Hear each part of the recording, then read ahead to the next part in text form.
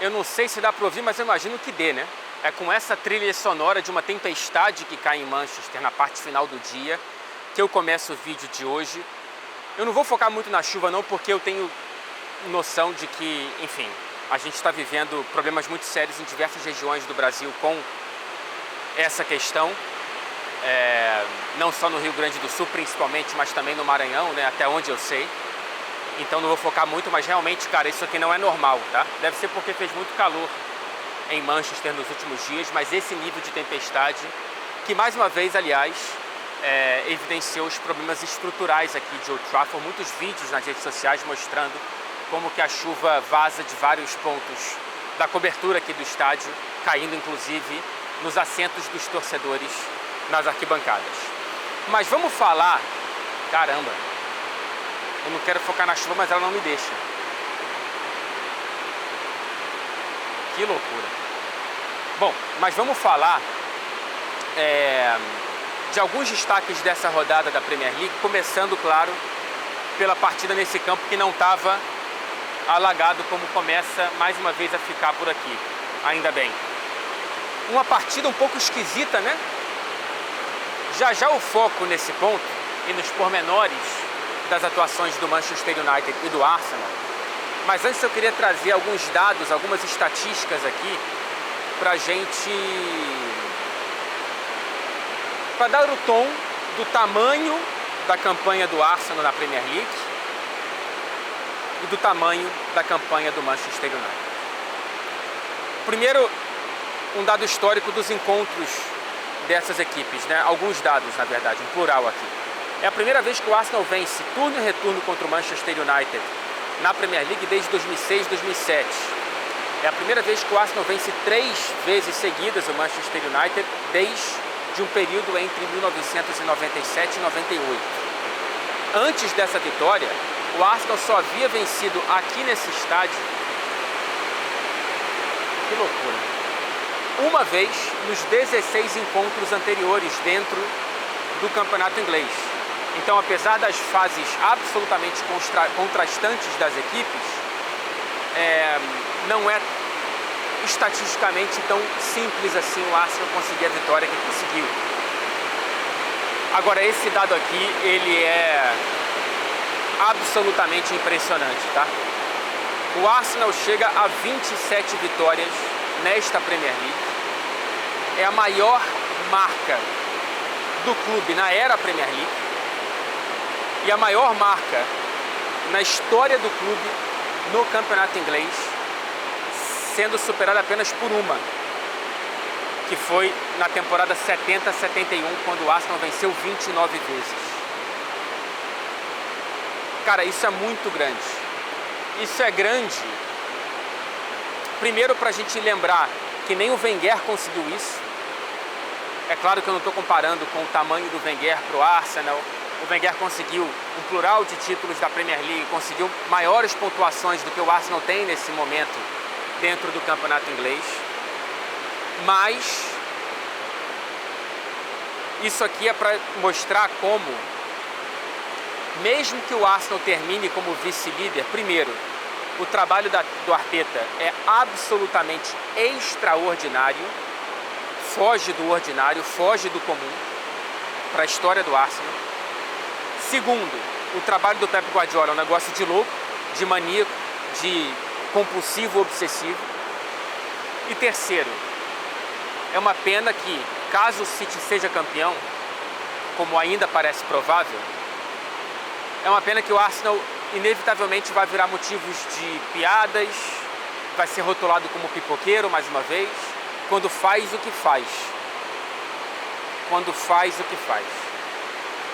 Isso aqui, cara, é muito, muito, muito, muito grande para virar motivo de piada. É claro que, enfim, o meme e a zoação faz parte do futebol, eu não quero de maneira alguma interferir nisso, mas eu sei que gente séria com o microfone na mão vai embarcar nessa.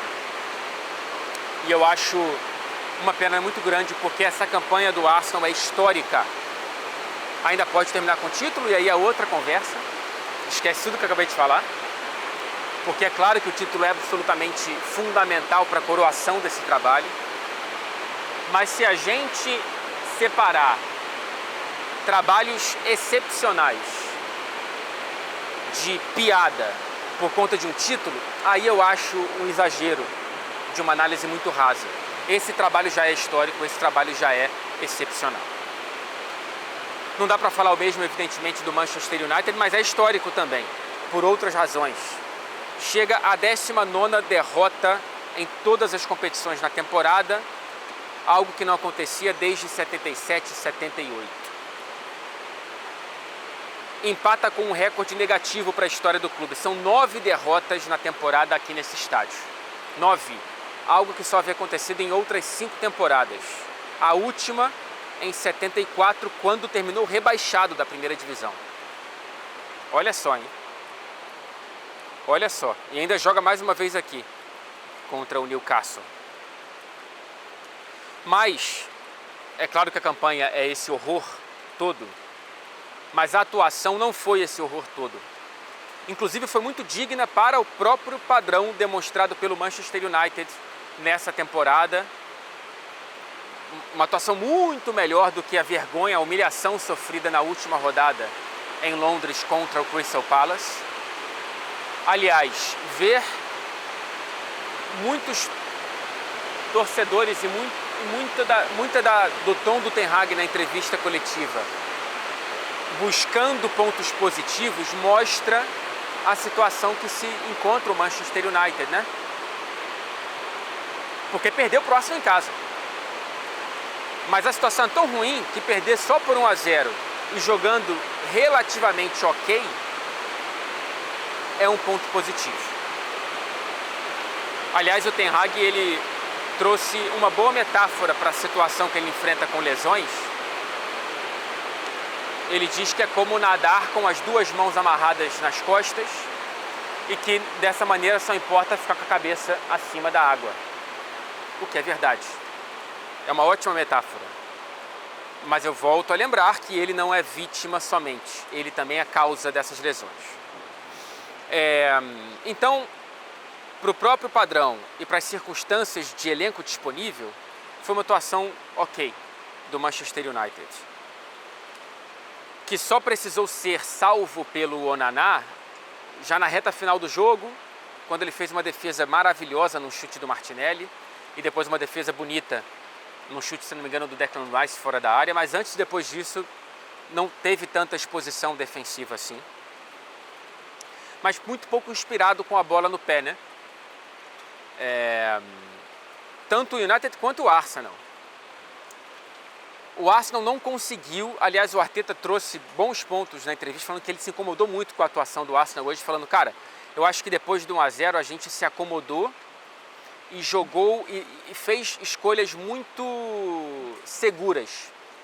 Arriscamos muito pouco e é algo que a gente não pode ter na próxima partida, a última da temporada do Arsenal contra o Everton em casa.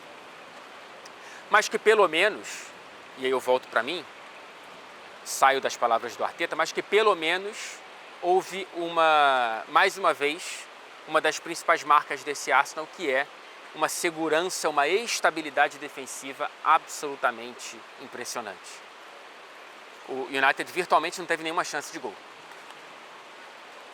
O Arsenal chega agora ao 18º jogo nessa campanha da Premier League, 18 de 37, atenção, sem sofrer gol. O que eles chamam aqui de clean sheet. Cara, 18ª vez. Para ter um tom de comparação, o City tem 12. O United tem 8, menos da metade. Aliás, sabe quem é o vice-líder nesse quesito? É o Everton, que tem 13 clean sheets nessa Premier League. Mais um tom do trabalho muito seguro que o Shandite faz com, aliás, o próximo adversário dos Gunners. O gol foi marcado pelo Leandro Trossard, mais uma vez o belga sendo importante, fazendo gol em jogo grande, em momento importante. Aliás, ele chega ao 4º gol nos últimos 5 jogos, todos como titular, o que mostra como o banco do Martinelli não é só deficiência do brasileiro, é eficiência do titular. O Trossard, que é o vice-artilheiro do Arsenal na temporada, com 17 gols marcados, disparada a maior marca desde que ele veio para a Inglaterra. Aliás, a última, mais que o dobro, né? Porque a última tinha sido 8 gols com o Brighton. Não é a maior marca da carreira dele porque ele tem 22 gols numa temporada com o Genk, na Bélgica. Muito importante enquanto teve perna. O passe foi de Kai Havertz, outro que banca um brasileiro, o Jesus, também por conta principalmente das próprias qualidades. Aliás, o Havertz tem 14 participações diretas para gol nos últimos 13 jogos dentro da Premier League. 14 em 13. Empata a temporada mais artilheira dele dentro da Inglaterra, 14 gols, que também fez com o Chelsea numa temporada. E ele só está atrás do Cole Palmer como jogador que mais participou de gols na Premier League no ano de 2024. Então é um gol que simboliza muito quem está crescendo nessa reta final, principalmente de Premier League para os Gunners. Cara, uma vitória que mexe, claro, na briga pelo título e uma derrota que mexe na briga por Europa League e ou Conference League. O Arsenal precisava vencer, nem um empate, tá? Bastava, para que o City não tivesse chances de ser campeão já na terça-feira contra o Tottenham em Londres. Portanto, essa vitória automaticamente deixa a decisão do título para a última rodada. E tem gente que ainda diz que não é uma temporada divertida. O Arsenal agora vive uma situação curiosa. O Arsenal, ele, antes de ter que torcer para o maior rival, o Tottenham, na terça-feira, tem que torcer para o Liverpool. Porque amanhã, segunda-feira, o Liverpool visita o Aston Villa, que briga com o Tottenham pela quarta vaga na Premier League. A quarta para a Liga dos Campeões. Se o Villa vencer o Liverpool, o Tottenham já entra em campo sem chances matemáticas de buscar essa vaga na Liga dos Campeões. Portanto, para o Tottenham entrar em campo precisando de resultado para os próprios interesses, o Liverpool tem que vencer o Villa. Então, além de torcer para o Liverpool, para o Tottenham, o Arsenal tem que torcer para o Liverpool para ajudar nessa tentativa do City vencer os Spurs. Curioso. Enquanto isso, o Manchester United segue na briga por uma vaga em competições europeias. Na Premier League agora está estacionado na 8ª colocação com 54 pontos. Agora a 3 do Chelsea, que venceu ontem o Forest, já falamos desse jogo daqui a pouquinho. E do Newcastle, que também com 57 pontos, que empatou com o Brighton. Ainda enfrenta o próprio Newcastle aqui e depois visita o Brighton na última rodada. Então, enfim, vai tentar buscar, eu já explico o cenário da distribuição de vagas na Premier League, mas um atalho para vencer a Europa League, pelo menos em termos teóricos, para conseguir vaga na Europa League, é vencer a Copa da Inglaterra. Quem vencer a FA Cup está na próxima Europa League. Porém, a depender do vitorioso, United ou City, a gente muda a distribuição de vagas dentro da Premier League e eu explico agora. A Inglaterra tem 7 vagas para a próxima temporada em competições europeias. 4 para a Champions, todas via Premier League. 3 já foram definidas, falta Villa ou Tottenham. 2 para a Europa League.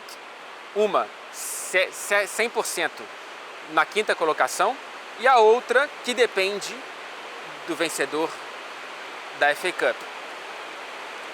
E a última vaga para competições europeias é para a Conference League, que vai ser ou para o 6º ou para o 7º colocado, também depende da FA Cup. Explico. Se o Manchester United vencer a FA Cup, aí apenas o 5º colocado vai para a Europa League, o Tottenham, nesse momento. E aí o 6º vai para a Conference, nesse momento, o Newcastle. Isso porque o United vencendo a FA Cup pega para si a 2ª vaga inglesa na Europa League. Se o City vencer a FA Cup, ele já está classificado para a Champions, né? Então ele passa para baixo, na ordem da Premier League de classificação, essa vaga. E aí o 5º e 6º iriam para a Premier League, para a Europa League, Tottenham e Newcastle nesse momento, e o 7º entraria na Conference nesse momento, é o Chelsea. Deu para entender?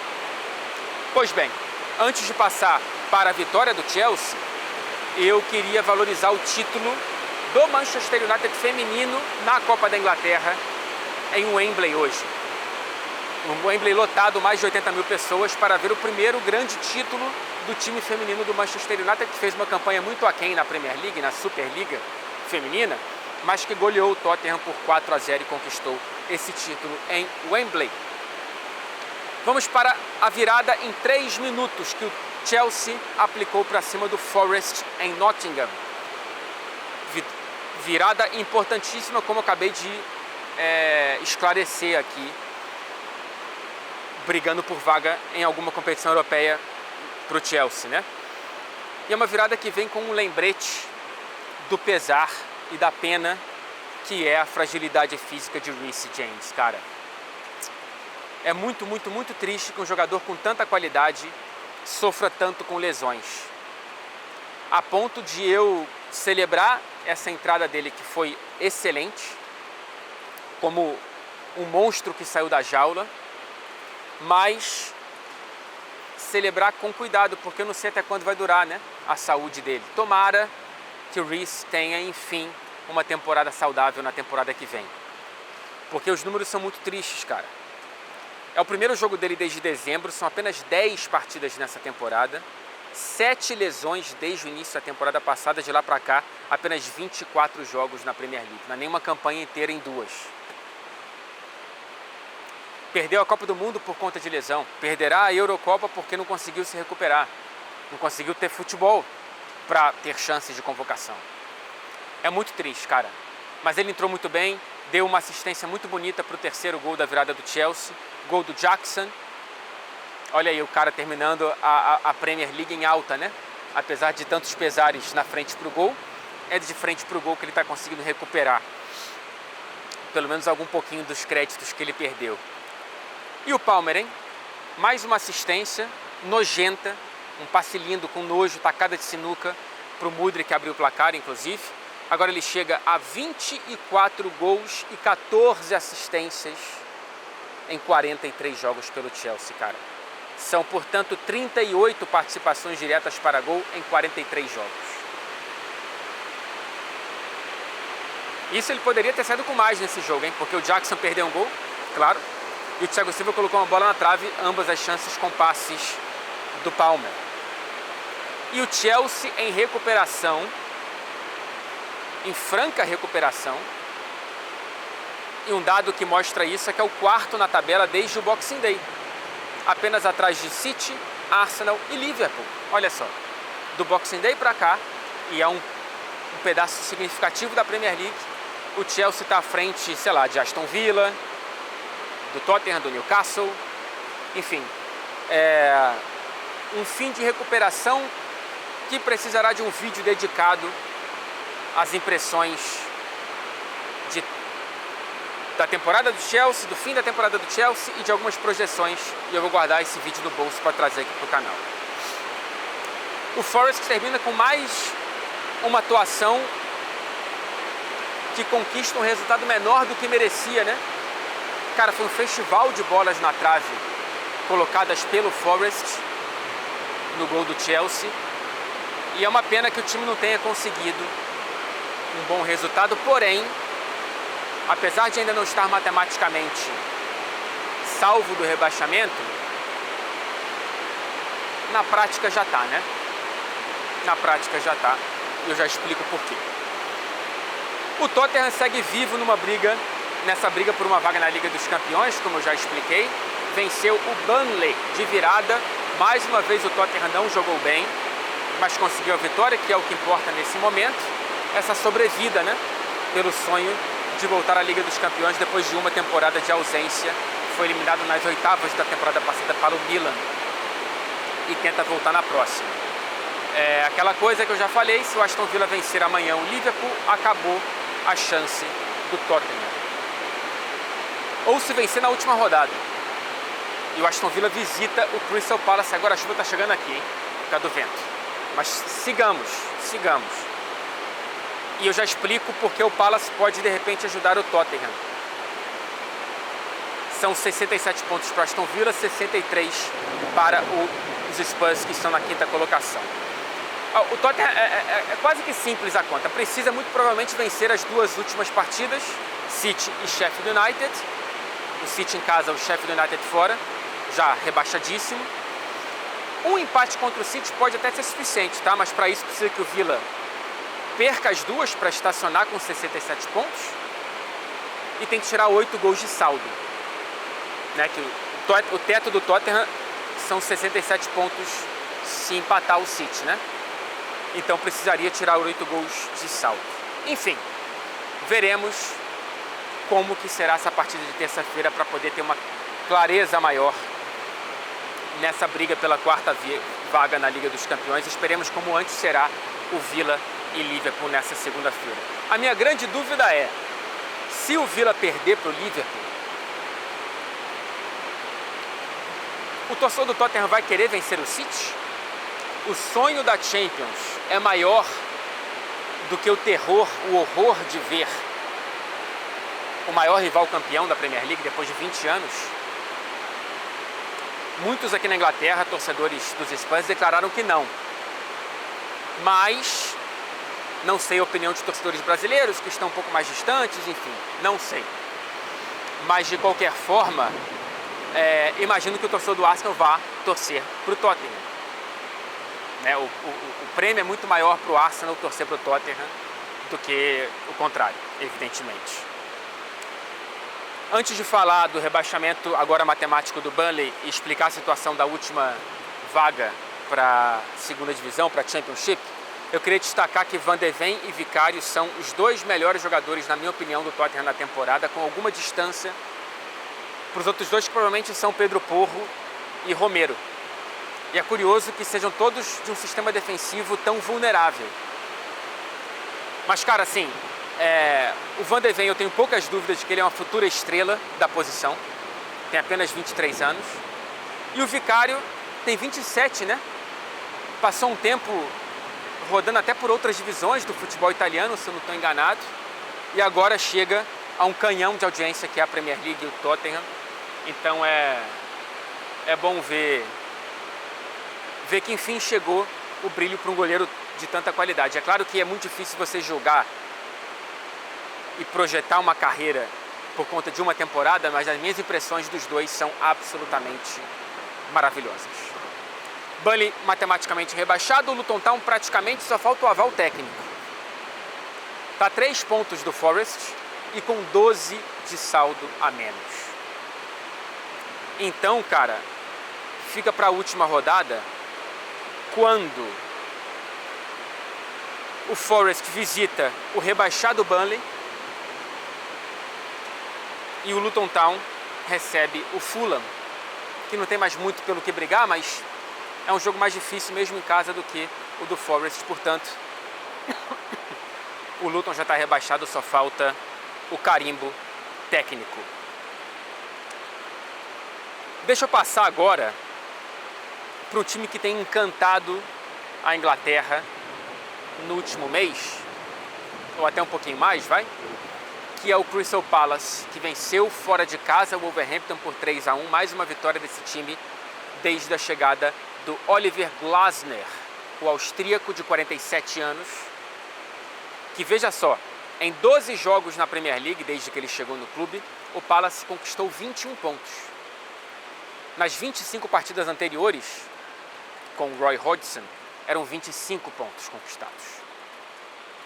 Olha a diferença, água e óleo. E a tabela, desde que o Glasner chegou no Palace, é o quarto colocado, atrás apenas de City, Arsenal e Chelsea.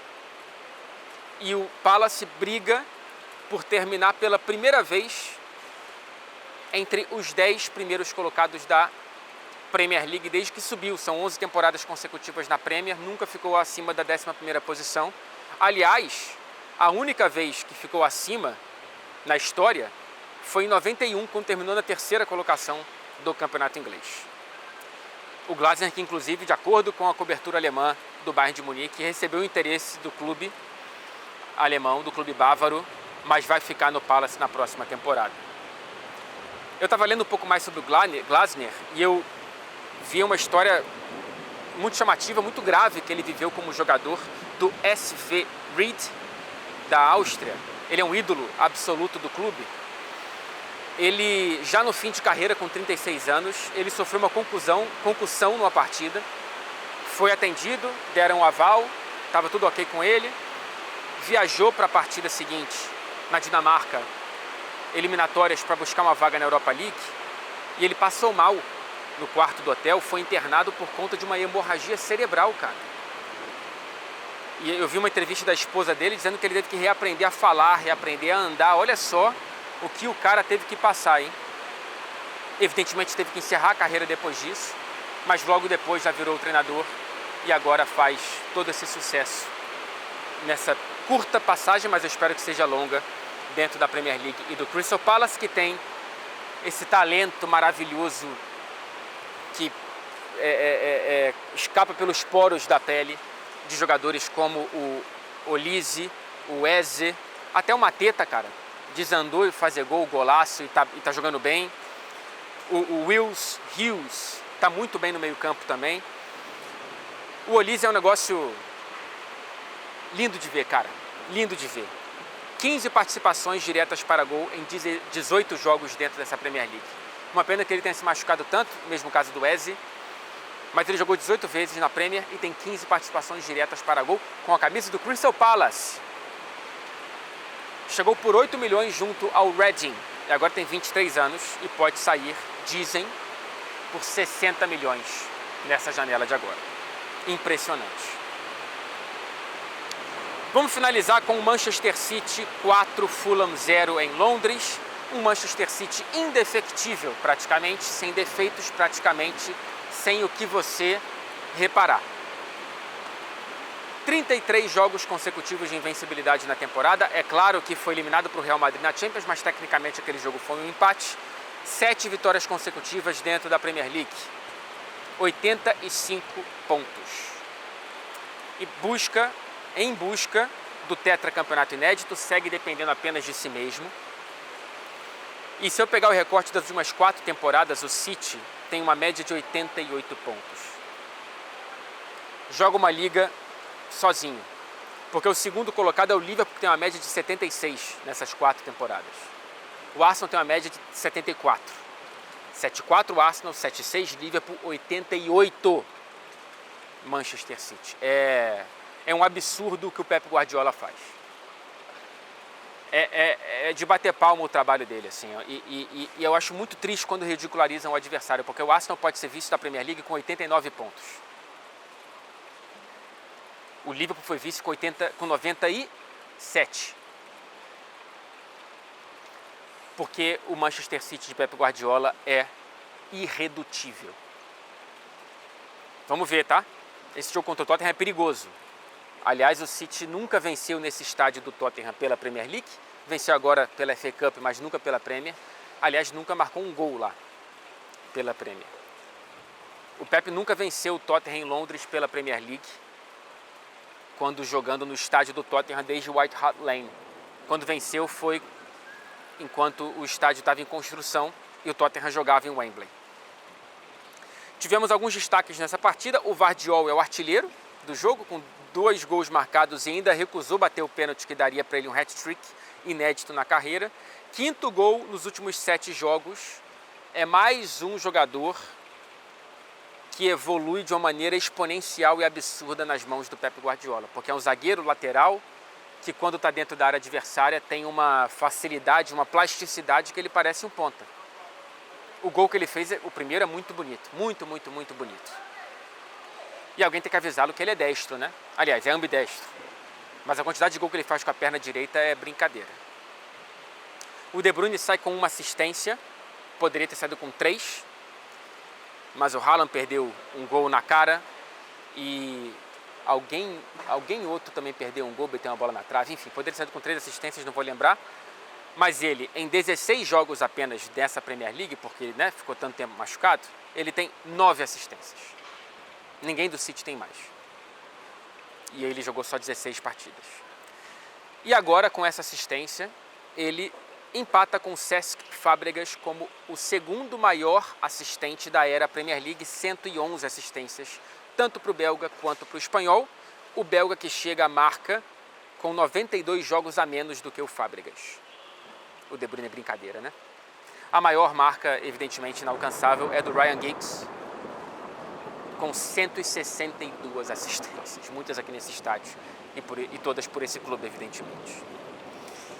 O Bernardo Silva deu 2 assistências nesse jogo, deve sair no verão, é isso que a gente imagina, não deve ser a última temporada dele com a camisa do Manchester City, mas tem que entender quem é que vai chegar à multa de 50 milhões. Uma pena, mas compreensível, que o Bernardo saia, porque é um jogadoraço, sou fã declarado, assim, acho ele um jogador até pouco falado, não vou falar subestimado, mas ele é pouco falado. A temporada dele não é das melhores para o padrão Bernardo Silva, mas ele ao longo desses tantos anos com a camisa do City, 7 anos, né? Foi formidável e ainda é. E o Phil Foden, né? Que chega agora a 25 gols na temporada, somados a 12 assistências, 37 participações diretas para gol. Portanto, já foi eleito o melhor jogador da temporada inglesa pelos jornalistas, à frente do Declan Rice. E se o City for campeão, deve ser eleito também oficialmente, né, a premiação da Premier. Se o Arsenal for campeão, será o Declan Rice. Isso aí já está escrito nas estrelas para quem conseguir ler. É isso, minha gente. Eu queria só terminar o vídeo de hoje deixando aqui, no alto da minha insignificância, um abraço para os amigos próximos, para os familiares do Antero Greco. Não sei exatamente qual a situação de saúde dele, confio nas informações da família, do amigão, que parece amigo de todos nós e talvez por isso tenha o aumentativo. E o Antero também, cara, sempre foi um cara... Nunca tive a chance de conhecê-lo, infelizmente, mas nos seguíamos nas redes sociais, o que para mim foi uma estrela no currículo receber ele me seguir no Twitter, esse negócio que eu nunca imaginei que fosse conseguir conquistar, uma conquista. E o Antero, cara, a maior marca que eu lembro dele, das tantas vezes que eu assisti ao longo da minha vida, é a leveza com seriedade, o que é algo muito, muito, muito raro, assim. Um carisma com credibilidade. E eu passei muitos e muitos e muitos anos assistindo ao Antero sem saber que era uma educação. Foi uma escola, cara. E, enfim, desejo muita luz para ele e para a família dele nesse momento. Não sei e nem quero especular o futuro quadro de saúde dele, mas deixo esse beijo aqui, porque é um ídolo absoluto para mim, tá? E, enfim, é isso. Um beijo para vocês, até o próximo vídeo.